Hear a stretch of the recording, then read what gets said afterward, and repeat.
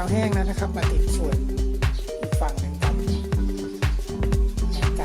ายเท่าๆกันนะครับ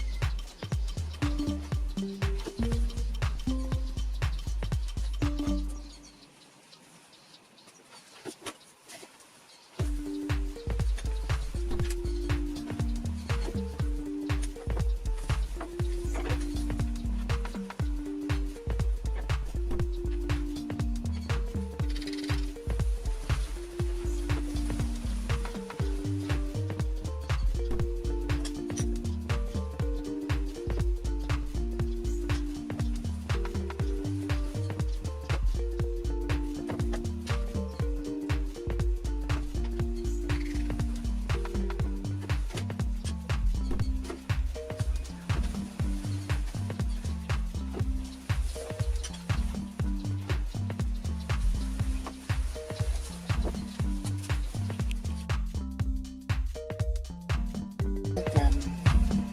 เปิดไว้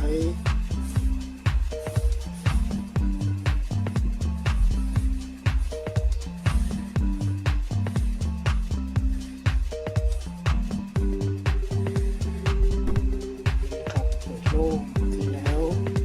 เสร็จล้างตรงนี้นิดนึงตรงนี้ทำเชือกไว้กระดาษทิชชู่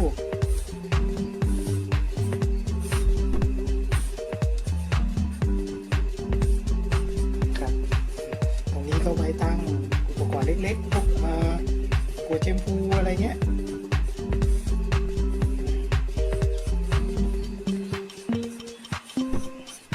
ประมาณนี้นะครับโดยเรากำหนดขนาดให้อันดับแรกเนี่ยเราก็ต้องรู้ขนาดของกระดาษทิชชู่ก่อนนะครับกระดาษทิชชู่ตรงนี้นะครับกระดาษทิชชู่นะครับจะเป็นแบบม้วนเล็กนะว่าไม่ได้ทำไว้ในครัวนะอันนี้ทำไว้ในห้องน้ำนะครับก็อยู่ที่ขนาดประมาณ10 เซนนะครับ10 เซนก็ตรงนี้เอาสัก20 เซนเลยแล้วกันแล้วก็20 เซนเพราะฉะนั้นไม้ตรงนี้เท่ากับไม้นี้ 8.5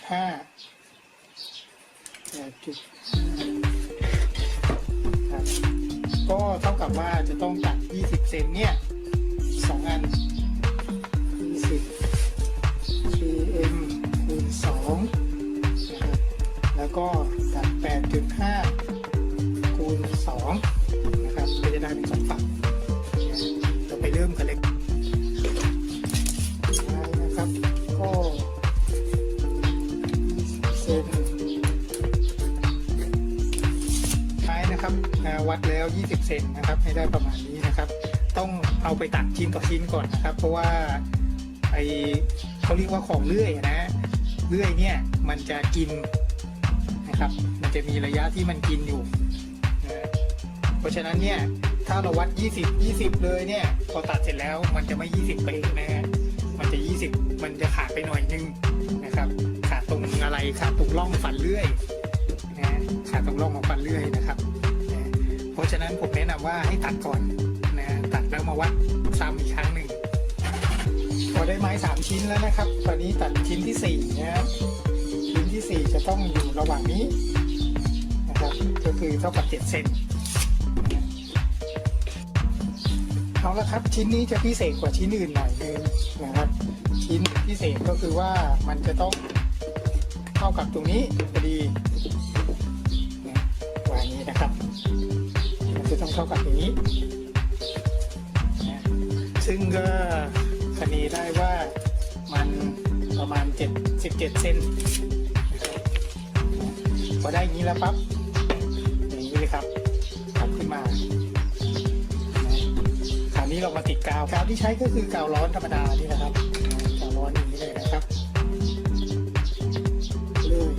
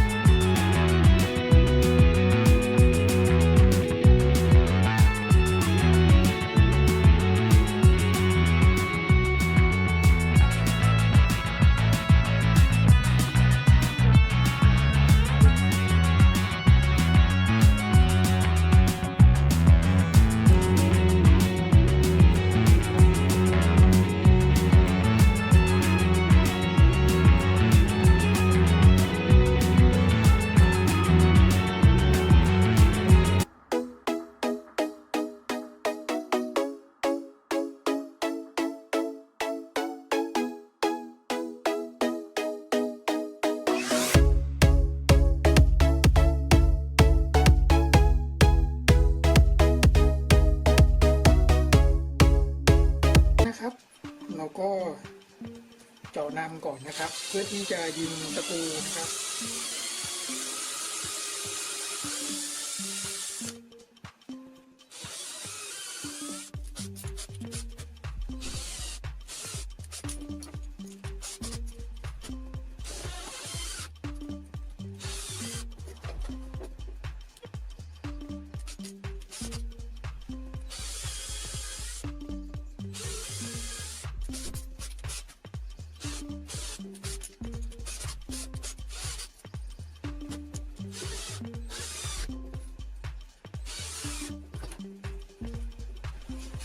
จากนั้นก็เอา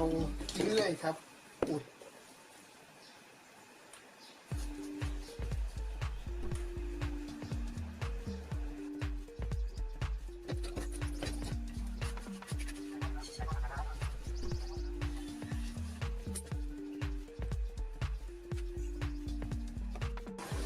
จากนั้นเราก็เพื่อชแลกนะครับใช้ชแลกเบอร์ 1นะฮะเพื่อต้องการย้อมสีไปด้วยในตัวนะครับ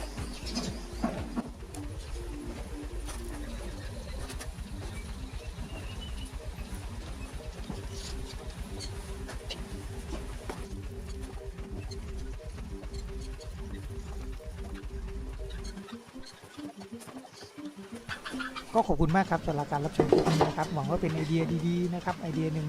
นะในการ DIY ของใช้จุ๊บจิ๊บภายในบ้านนะครับนะ